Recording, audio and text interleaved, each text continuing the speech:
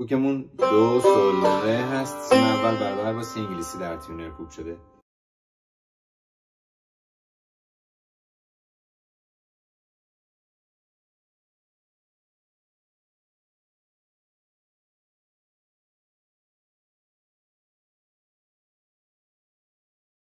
در این قطعه فا سوری، سی بمول و می کرون داریم. انگشت دوم قرار میگیره رو سول، میگیم سول سولا دوراب چپ، سولاس سولاس سولاس لاس لا سول راست راست چپ، فا سولا سولا سولا سولا سولا راست چپ راست چپ راست چپ راست چپ، فا سول فا سول فا سول اینم راست چپن، سولا سول سول میاد انگشت اول سولاس لا سولا سول فاس، دوباره سولاس لا سولا سول فاس، فا سولا سولاس لا سی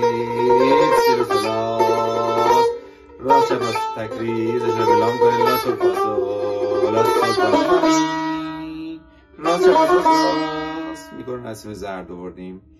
فا سولا سول راست چپ راست راست لاس لا به سول اشاره میده، لا سول راست چپ،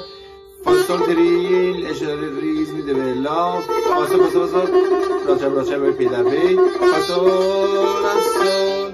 لا تک ریز روی سول میدیم، لاس لا سول راست راست چپ، فا سول تریل و بعد اشاره ریز به لا، فا سول فا سول فا سول قبل راست چپ، فا سول اشاره به لا میکنه، سول سول سول فا می فا راست راست راست چپ فاس ریز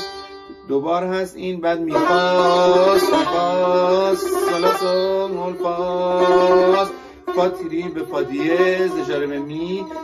فا انگشت اول فا سول اشاره به لا میکنم، سولا سول مول فاس، فا تریل اشاره به می،